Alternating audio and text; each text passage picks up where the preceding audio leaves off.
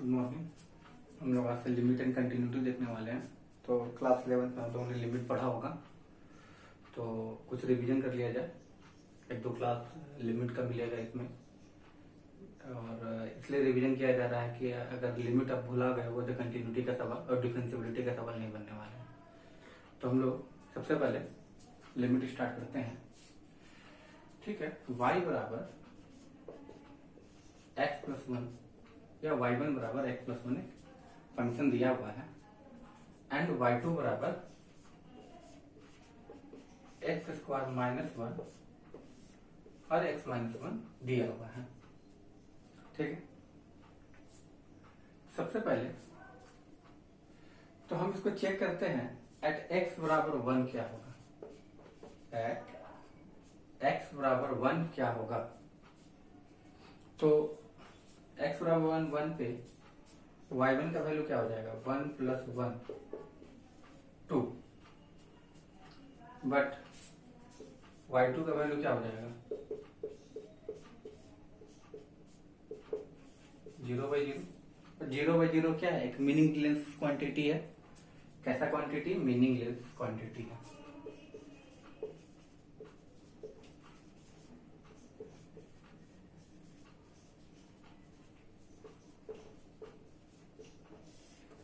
इसका मतलब ये हुआ कि वो वहां पे डिफाइन नहीं है। तो हम लोग लिमिट का इस्तेमाल करके मीनिंगलेस क्वांटिटी को मीनिंगफुल क्वांटिटी बना सकते हैं। वहीं पे लिमिट यूज होता है। ठीक है, वहीं पे लिमिट यूज होता है। ठीक है, तो सबसे पहले इसको थोड़ा सा और इसको तोड़ देते हैं। y1 बराबर x प्लस 1 एंड y2 बराबर, इसको ऐसे लिख सकते हैं, x माइनस 1, x प्लस 1 और x माइनस 1 कट गया। y2 बराबर क्या हो गया, x प्लस 1, y1 बराबर x प्लस 1। अगर अब हम देखेंगे एट x बराबर 1 पे, तो y1 बराबर आ गया 1 प्लस 1 2, और y2 बराबर 1 प्लस 1 2।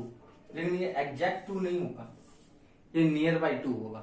ये एग्जैक्ट 2 नहीं होगा। यहाँ पे क्यों नहीं होगा, ठीक है ना, अभी हम लोग देखेंगे। क्या कि ये x बराबर 1 पे ये डिफाइन नहीं है, x बराबर 1 पे ये डिफाइन नहीं होगा। ठीक है, तो वहां पे इसका वैल्यू क्या होगा, वहां पे इसका y2 पे इसका वैल्यू क्या होगा वो देखते हैं। तो थोड़ा सा इसका ग्राफिकल अप्रोच देख लिया जाए। क्या है,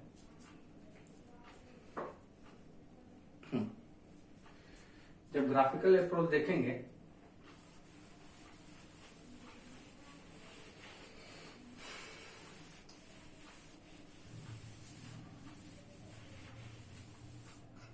ठीक है, y1 equal to x plus 1 पे इसका कर्व खींच के देखते हैं क्या होता है इसका कर्व।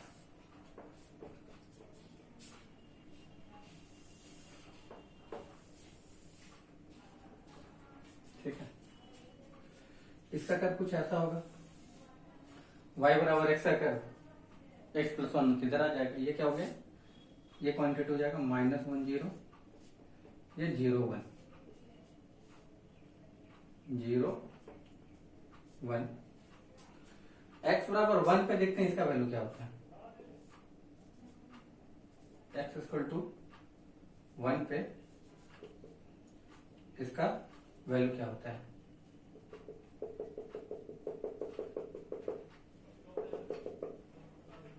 क्या हो जाएगा, 2 हो जाएगा।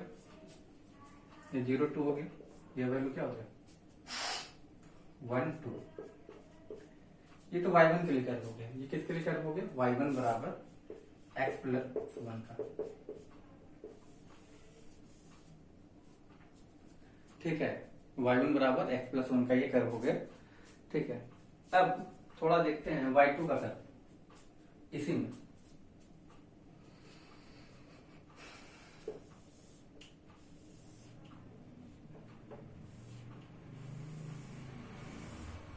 ठीक है, अब देखिए एक्स स्क्वायर माइनस 1 यहां से ये बचा x प्लस 1। लेकिन एक चीज याद दीजिए, याद रखिएगा, बेसिक सब पढ़े हो गए।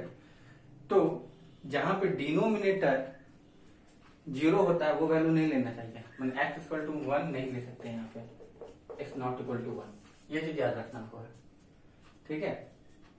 तो y बराबर x प्लस 1 का ही कर्व खींचे, लेकिन जहां पे 1 होगा वहां पे ग्राफ क्या हो जाएगा, ओपन हो जाएगा, वहां पे ग्राफ क्या हो जाएगा, ओपन हो जाएगा। ये वैल्यू तो 2 हो जाएगा, ये वैल्यू 1 हो जाएगा, ठीक है। लेकिन यहां पे अगर पूछेगा y2 में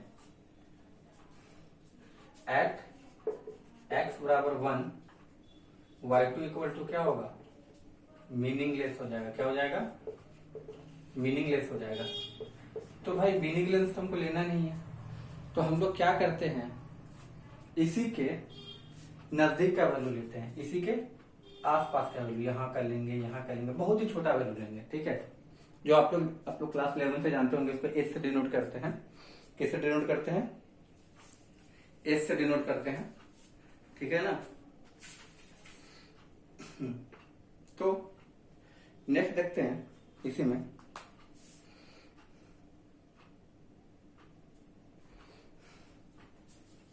उम्मीद है कर्व से समझ में आया हो कि यहाँ पे लिमिट क्यों नहीं डिफाइंड है, ठीक है। ये ग्राफ ओपन क्यों है, ठीक है।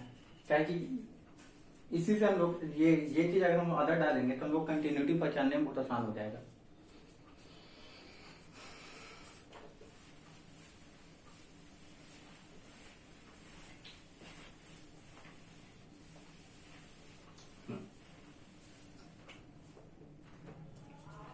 चलिए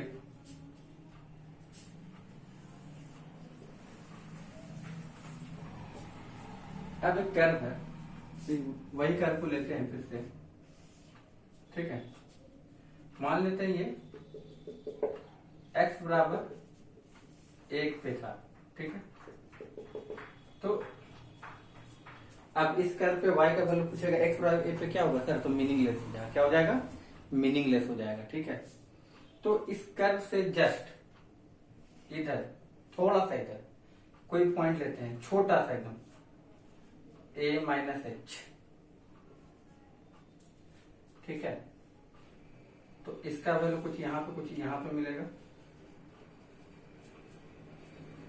ठीक है। इसका वैल्यू कुछ यहाँ पे मिलेगा। अब इसी कर्व से थोड़ा सा इधर चलते हैं, तो यहाँ का जो वैल्यू होगा x equal to a plus, इसका वैल्यू कुछ यहाँ पे मिलेगा, ठीक है ना। और h बहुत छोटा क्वांटिटी होता है, नियरली इक्वल होता है। h यहाँ पे बहुत छोटा क्वांटिटी होता है जो नियरली इक्वल होता है। इसका नाम, h को यहाँ पे इनफाइनाइट डेसिमल कहते हैं, एक मिनट, सॉरी इनफाइनाइट डेसिमल कहते हैं, ठीक है। h को यहाँ पे इनफाइनाइट डेसिमल कहते हैं, ठीक है। तो x बराबर a माइनस एच, तो एक होता है यहाँ पे लेफ्ट हैंड लिमिट जिसको L1 से डिनोट करेंगे, राइट हैंड लिमिट जिसको L2 से डिनोट करेंगे, या इसी को कहीं कहीं पे आपको लेफ्ट हैंड लिमिट लेना है तो यहाँ पे क्या लेंगे, माइनस हो जाता है, a minus H, right hand limit F a plus H, ठीक है। a माइनस एच और एफ ए प्लस एच, जब ये दोनों का वैल्यू इक्वल हो जाएगा तो मेरा लिमिट क्या होगा, ये दोनों वैल्यू जब इक्वल हो जाएगा एकदम, तो कहा जाता है कि लिमिट डिफाइंड है, ठीक है। तो उसी सवाल में देखते हैं y बराबर x प्लस 1, ठीक है, x प्लस 1, ठीक है। अगर लिमिट s टेल टू 0 हम लोग f1 माइनस एच ले लेते तो, ठीक है ना, f1 माइनस एच ले लेते तो 1 minus h plus 1, 2 minus H, ये नियरली इक्वल 0 का ही होता है, तो क्या हो गया, 2 आ गया, ठीक है। इसी तरह लिमिट s टेल टू 0 f1 प्लस एच लेते तो क्या होता, 1 plus h plus 1, 2 plus h, यहाँ पे डालने में क्या हो गया 2 हो गया, यहाँ पे डालने में क्या हो गया 2 हो गया। तो left hand limit right hand limit equal होता है, ठीक है। तो ये जब बहुत ज्यादा जीरो बहुत छोटा होता है तो उसको भी देख लेते हैं, वैल्यू डाल के हम लोग चेक कर लेते हैं कि भाई हम इक्वल क्यों लेते हैं, उसके बारे में थोड़ा देख लेते हैं काहे क्यों लिया जाता है। हम यहाँ पे h बराबर 0 ले लिए तो हम बोले नियरली 0 ही होता है, ठीक है। तो हम लोग ठीक है, तो अगर 0 नहीं होता तो हम क्या करते हैं देख लेते हैं एक बार कुछ डेटा लेके।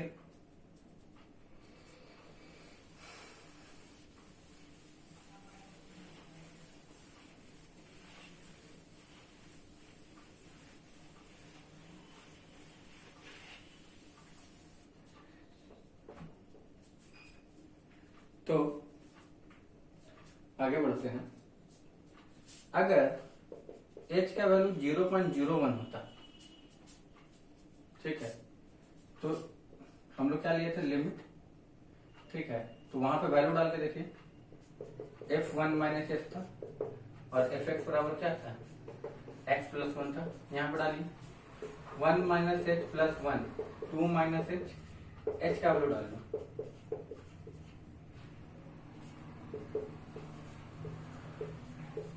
1.99, ये नियरली इक्वल नहीं है 0 का, सॉरी 2 का, ये नियरली इक्वल नहीं है 2 का, बताइए, ठीक है। अब f1 प्लस एच,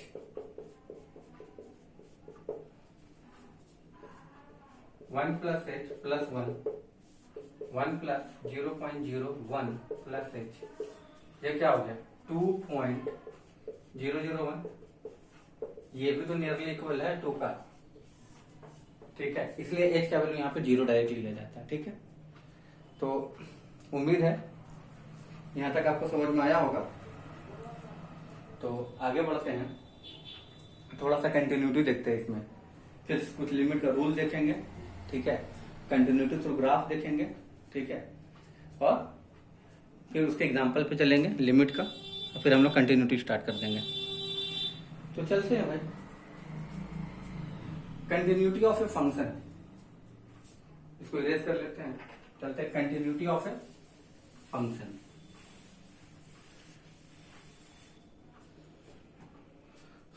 चलिए continuity of a function F x.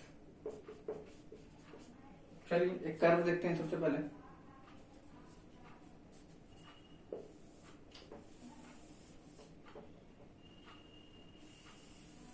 ठीक है।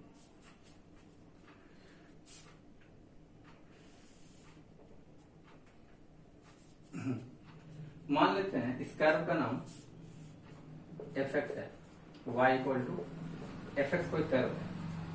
तो ए पॉइंट पे चेक कर लो, x बराबर ए पे एक बार चेक करते हैं क्या होता है, ठीक है। और एक बार थोड़ा सा बढ़ जाते हैं, ए प्लस एच पे चेक करते हैं, ठीक है। तो यहाँ पे y का 2 वैल्यू मिलेगा ना, एक वैल्यू यहाँ पे और एक वैल्यू यहाँ पे, ठीक है। अब ये वाला वैल्यू कुछ होगा, इस वाले वैल्यू को हम लोग डेल्टा वाई मान लेते हैं, जो इंक्रीज किया, ठीक है। ये जो हाइट है यहाँ पे ये वैल्यू बढ़ रहा है, तो ये डेल्टा है, डेल्टा वाई मान लें, ठीक है। ये हो गया एफ ए और ये हो गया एफ ए प्लस एच, ठीक है। अब एक बात बताइए, एफ ए प्लस एच बराबर क्या लिख सकते हो, एफ ए प्लस एच, यहां से यहां तक का हाइट, यहां से f a plus delta y लिख सकते हैं, f a plus delta y लिख सकते हैं। अगर चलो एट एक्स बराबर एफ एक्स, इसको अभी एफ एक्स लेने दो, थोड़ा समझाने में आसान हो, ठीक है। एफ एक्स प्लस एच देखते हैं, यहाँ पे क्या लिख सकते हैं,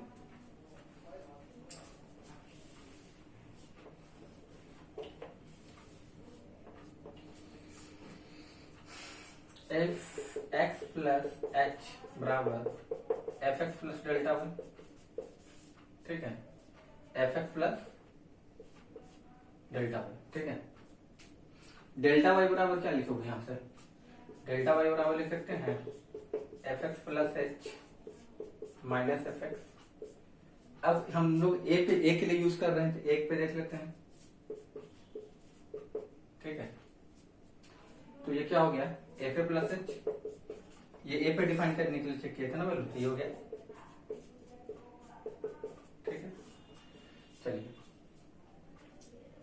अगर लिमिट एस टेल टू जीरो हो जाए, यहां पे लिमिट एस टेल टू जीरो हो जाए तो डेल्टा वाई क्या हो गया, तो देखिए जैसे ही ये जीरो हो जाएगा तो ये वाला कर्व यहां पे आ जाएगा, ये जीरो हो जाएगा, ए प्लस जीरो मतलब यही पे तो चेक कर रहे हो ना, तो इन दोनों का डिफरेंस भी क्या हो जाएगा,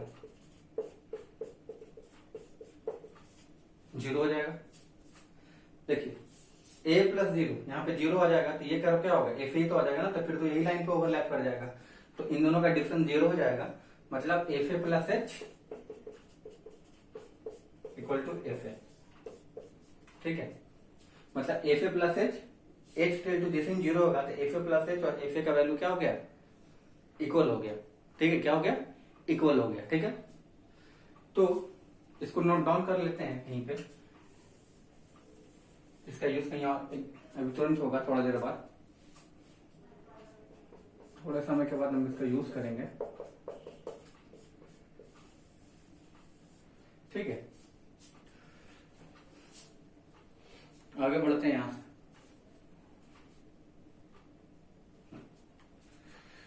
अब आगे बढ़ते हैं और देखते हैं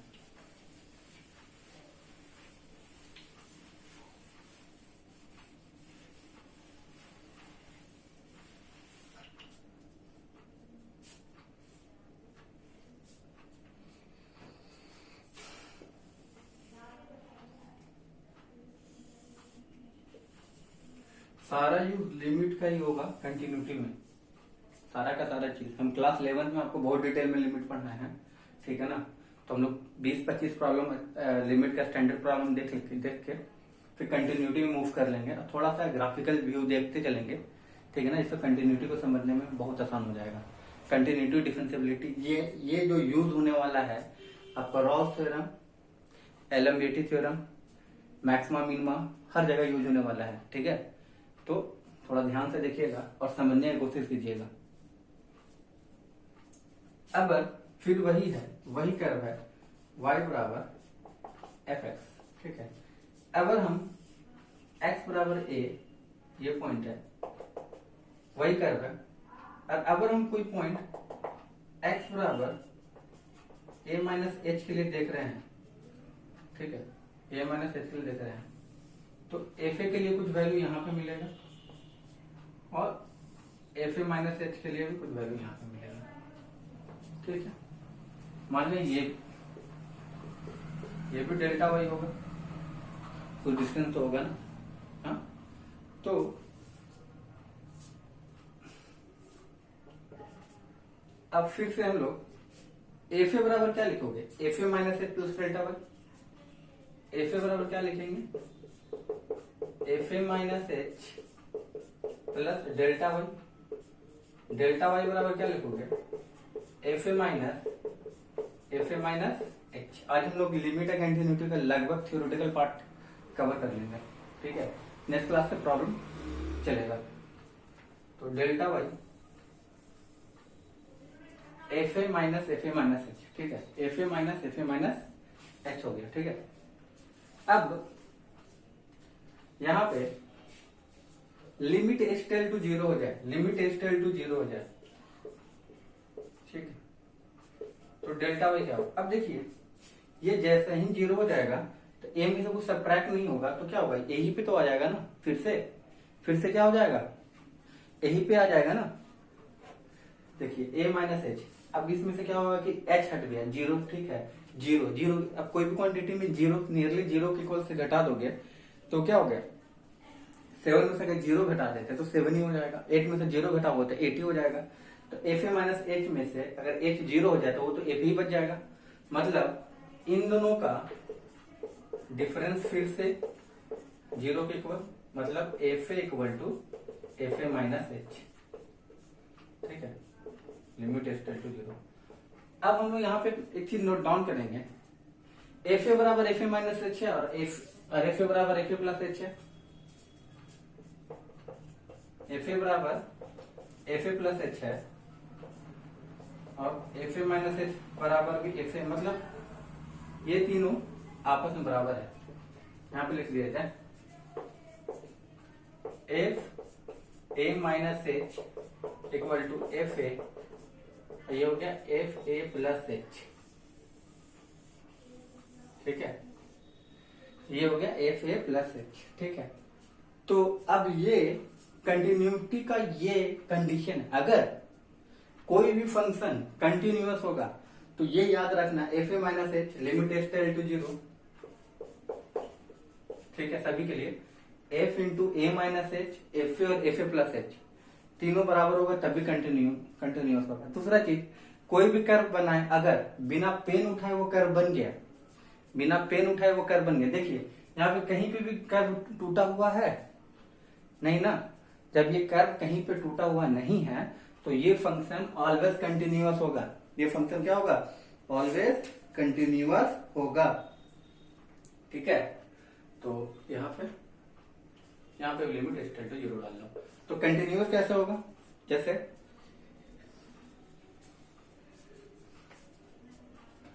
ठीक है, तो कंटिन्यूटी ऑफ फंक्शन समझ में आया कैसे होगा, पहचानेंगे। किसी चीज को अगर हमको कर्व से पहचानना होगा तो कैसे पहचानेंगे वो कंटिन्यूअस है या नहीं है, तो उसको चेक करने के लिए थोड़ा सा हम इसका ग्राफिकल व्यू देखेंगे। क्या करेंगे? ग्राफिकल व्यू देखेंगे। तो देखते हैं ग्राफिकल व्यू ऑफ कंटिन्यूटी का।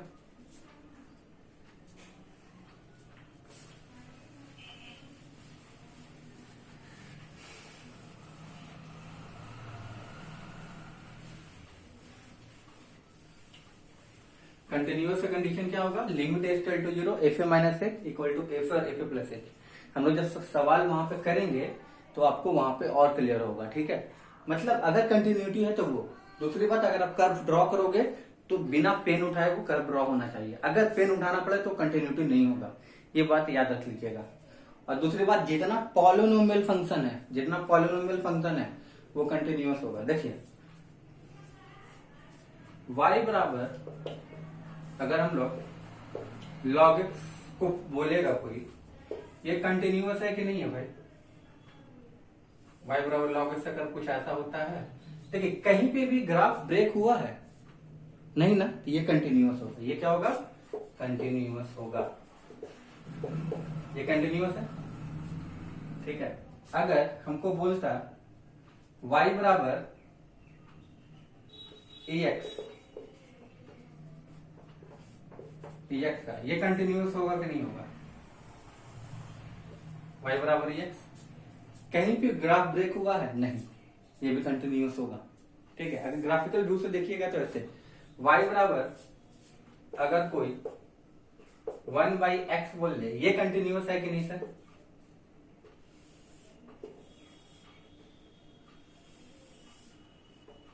ऐसा कुछ कर होता है, कहीं ग्राफ ब्रेक हुआ नहीं। y बराबर अगर x स्क्वायर होगा, ठीक है, ये कंटिन्यूअस होगा कि नहीं? याद रखिए जितना पॉलिनोमियल फंक्शन है वो कंटिन्यूअस है। हाँ, अगर tan x cot x का बोलेगा तो पीरियड वाइज ही कंटिन्यूअस उसमें चेक किया जाता है, उसके बारे में हम लोग आगे देखेंगे, ठीक है। तो पहले मेनली आपको ग्राफिकल व्यू से देखना होगा जितना पॉलिनोमियल फंक्शन है। ये छोटा एक दो एग्जांपल है कंटिन्यूटी चेक करने के लिए। डायरेक्ट अगर कोई कर्व दे दिया जाए कंटिन्यूअस है कि नहीं है, लेकिन हाँ इसी में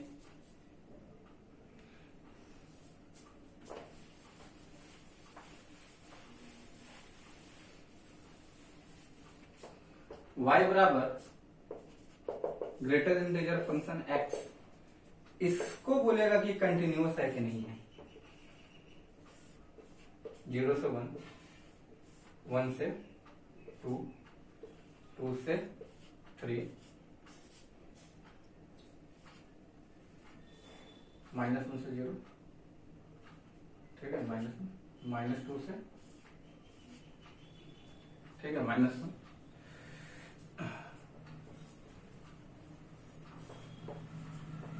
-1 से 0, -2 से -1।